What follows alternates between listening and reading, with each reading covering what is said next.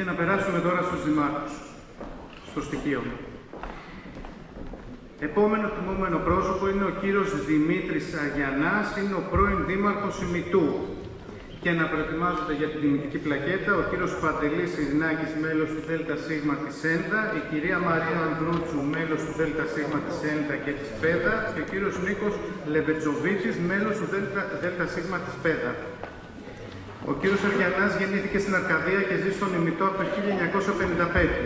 Παντρεμένος με την Ανδριανή Αγιαννά, με τα δύο παιδιά τους και τα εγγόνια τους. Είναι πτυχιούχος του νομικού τμήματος νομικής σχολής του Πανεπιστημίου Αθηνών και του τμήματος πολιτικής επιστήμης του Παντίου Πανεπιστημίου. Ασχολήθηκε για λίγο χρόνο με τη δικηγορία και ακολούθως μέχρι το 1990 διετέλεσε διευθυντικός τέλεχος μεγάλων επιχειρήσεων.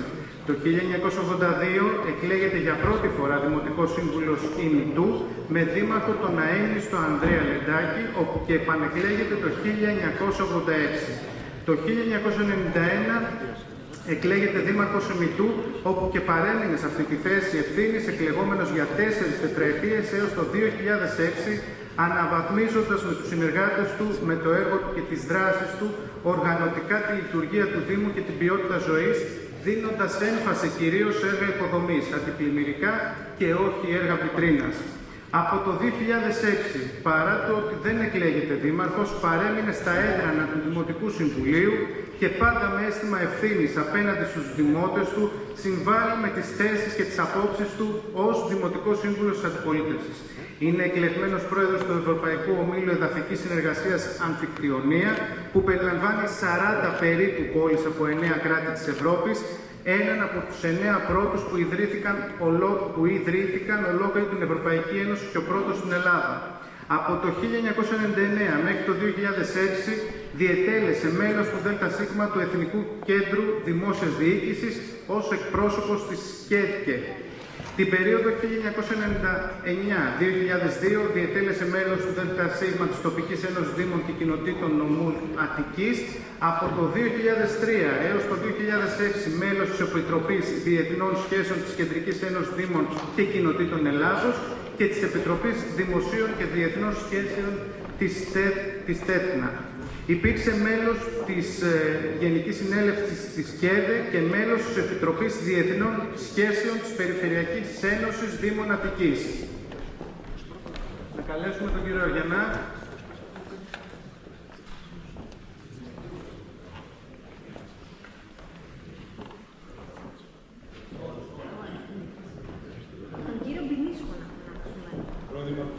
Το πρώην δήμαρχο Δάφνης Ημιτού, τον κύριο Πινίσκο.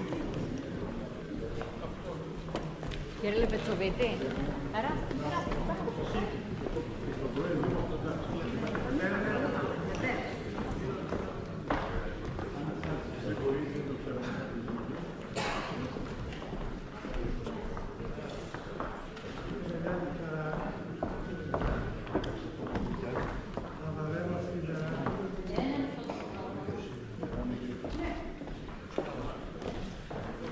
Μπορείτε, αν θέλετε, να έρθετε και εδώ.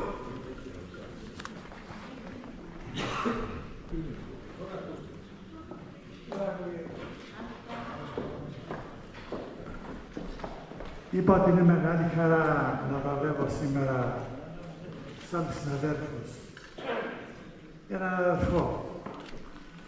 Με τον Δημήτρη τον Αγιαννά μας δίνουν πολλά χρόνια φιλίας. Γείτονες, με τις ίδιες αγωνίες για τις πόλεις μας, σε δύσκολους καιρούς. Τα είπατε όλα, κύριε Πρόεδρε. Πραγματικά δεν μπορούμε να μιλήσουμε τίποτα για διευθυντική μετά από αυτά που είπατε. Θα συμπυκνώσετε, όπως υπερημερώσετε στο γραφείο στη Βουλή. Να είστε καλά. Δημήτρη μου, σου εύχομαι να έχεις δύναμη, να συνεχίσεις.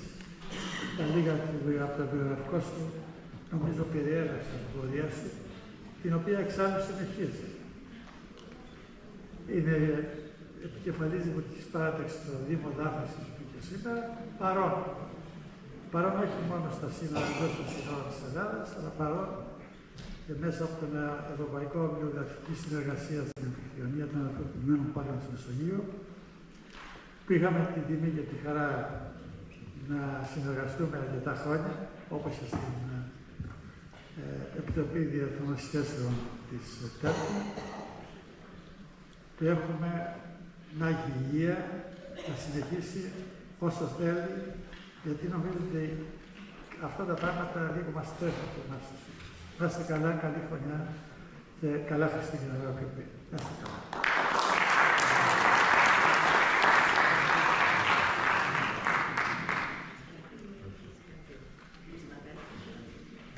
Κύριε, μία φωτογραφία, πώς.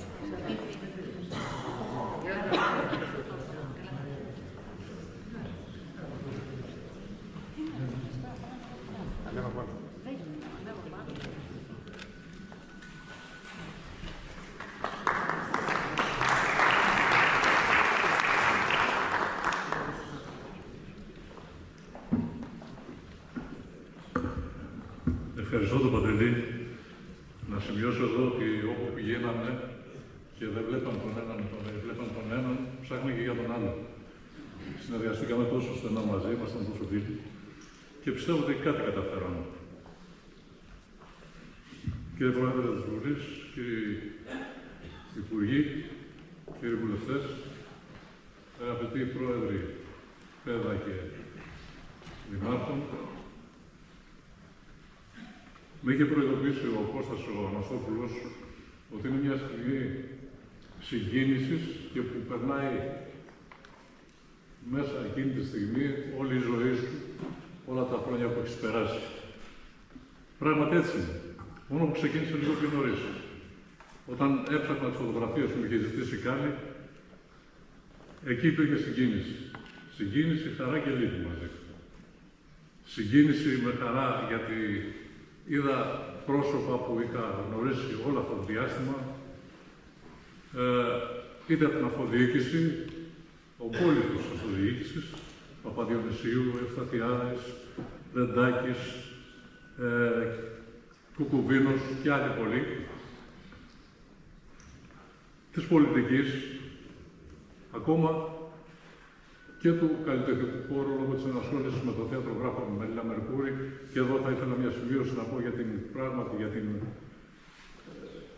για την τιμή που αποδίδουμε εν ζωή, ότι δεν θα ξεχάσω τη συγκίνηση της Μελίνας όταν ονομάσαμε το θέατρο Γράφων από θέατρο Γράφων Ημιτού Βύρωνα και Ανατολικών Δήμων σε θέατρο Μελίνα Μερκούρη. Και η Μελίνα δεν ήταν μια οποιαδήποτε από τιμές, όχι από Θεό, ούτε πάρα πολλές. Αλλά ήταν κάτι πολύ σημαντικό.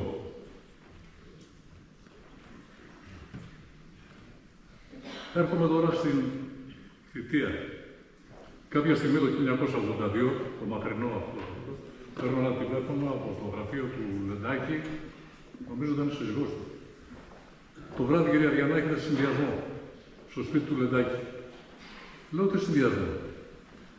Προς το μου πει, γιατί workούμε για προστογραφία, είχαν υπογράψει, με είχαν βάλει υποψήφιο και γυρνώντας από τη Θεσσαλονίκη σε ένα επαγγελματικό ταξίδι, έγινε αυτό. Από τότε ξεκινάει λοιπόν η πορεία μου στην τοπική αυτοδιοίκηση.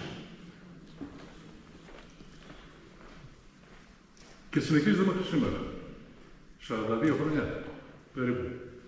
Εκ των οποίων τα 16 σαν δήμαρχος από το 2000, μάλλον από το 90 μέχρι το 2006. Δύσκολα χρόνια. Φτάνει να σας πω ότι το ότι όταν μπήκα στο Δημαρχείο, το προσωπικό ήταν απλήρωτοι 6 μήνες. Δεν είχαμε να αγοράσουμε τίποτα για το Δημαρχείο. Τα καταφέραμε σύντομα όμως και ξεφύγαμε από αυτή τη στενοπό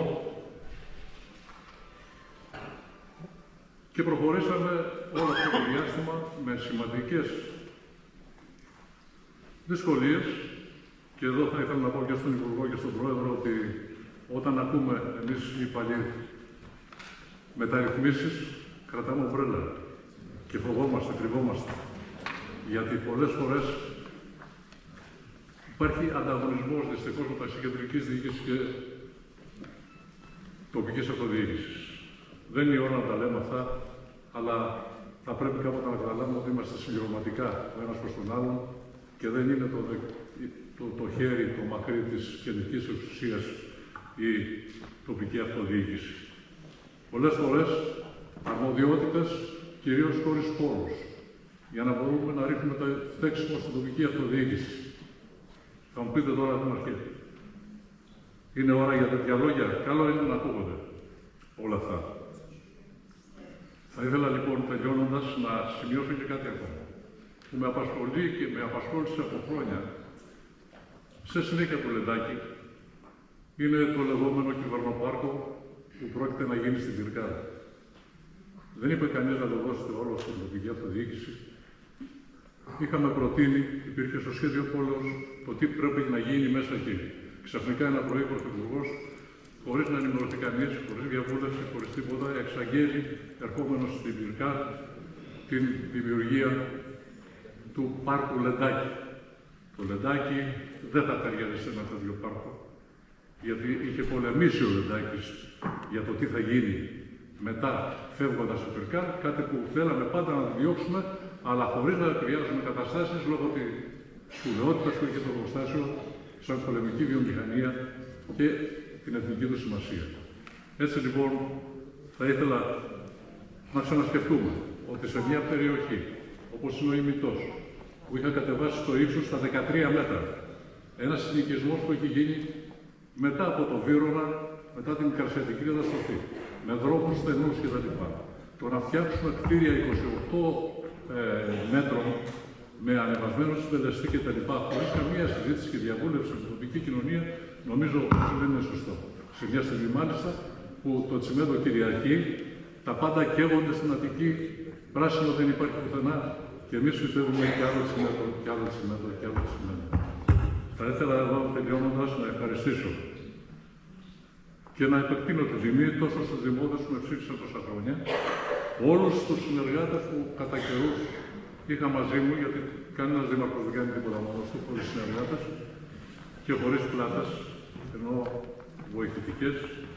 Και να πω και ένα μεγάλο ευχαριστώ στη σύζυγό μου, την Αλγανή, η οποία ήταν βράχος δίπλα μου και μεγάλος στα παιδιά μου από αυτό το διάστημα, γιατί ειλικρινά σας λέω,